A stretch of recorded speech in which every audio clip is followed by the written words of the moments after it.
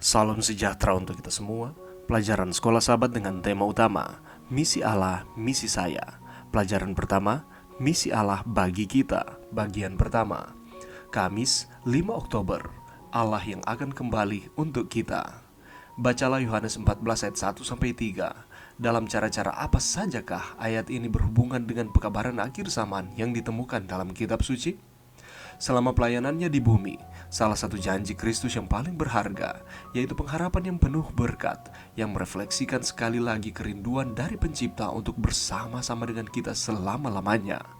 Yesus menegaskan, "Aku akan datang kembali dan membawa kamu ke tempatku, supaya di tempat di mana aku berada, kamu pun berada."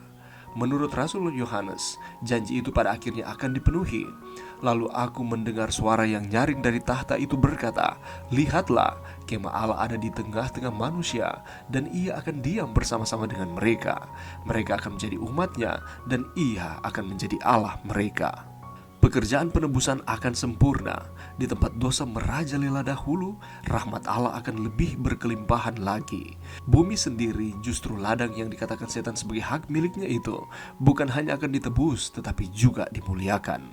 Disinilah apabila kelak ia memperbarui segala sesuatu, bait Allah akan ada di antara manusia.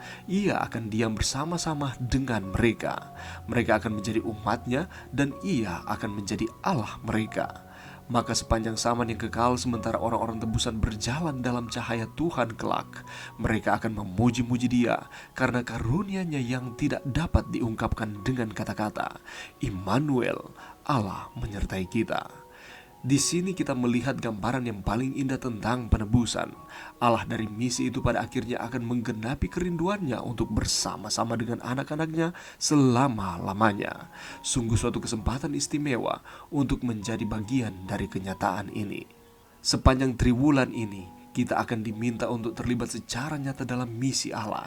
Ini akan menjadi satu kesempatan untuk melihat dan mengalami pengalaman keberhasilan Allah dari misi itu dalam kehidupan kita. Ambillah keuntungan dari momen ini untuk membuat refleksi pribadi dan bersiap-siap untuk membagikan apa yang telah kita pelajari di kelas setiap pekan. Sebagai tambahan, bagian dari tantangan lebih besar akan mendorong kita untuk meningkatkan keterlibatan kita dalam misi Allah. Tantangan: berdoalah setiap hari sepanjang pekan supaya Allah membuka hati Anda untuk menjadi bagian dari misinya. Tantangan lebih besar: cari tahu nama dari seseorang dalam hidupmu yang belum kamu ketahui. Seorang tetangga, teman kerja, penjaga toko, pengemudi bis, petugas kebersihan, dan sebagainya. Mulailah untuk berdoa baginya setiap hari. Pelajaran yang bisa kita dapatkan pada saat ini, saudaraku, selama pelayanan Yesus di bumi, salah satu janji Kristus yang paling berharga ialah, "Aku akan datang kembali dan membawa kamu ke tempatku, supaya di tempat di mana aku berada, kamu pun berada." Di dalam Yohanes 14 ayat 3 mencatat. Berbicara tentang akhir zaman seringkali menjadikan kita penasaran, kapan pastinya Tuhan akan datang kembali? Yang menjadi persoalan bukan soal hari atau kapan Tuhan akan datang, tetapi bagaimana kesiapan kita sebagai orang-orang percaya menyambut akan kedatangannya itu. Karena di dalam Lukas 18 ayat 8 mengatakan, "Jika anak manusia itu datang, adakah ia mendapati iman di bumi?" Dalam ajarannya, Yesus Kristus berulang kali mengingatkan bahwa Dia akan pergi dan kemudian Dia akan datang kembali untuk menjemput umat-umatnya. Ketika Tuhan datang untuk menjemput kita, apakah kita sudah siap sedia?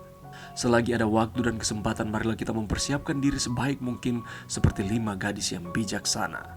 Begitu sia-sianya ketika kita menjadi Kristen sekian lama, tetapi pada waktu Dia datang, Dia menolak kita. Bukan setiap orang yang berseru kepadaku, "Tuhan, Tuhan," ia akan masuk ke dalam kerajaan sorga, melainkan dia yang melakukan kehendak Bapakku yang di sorga.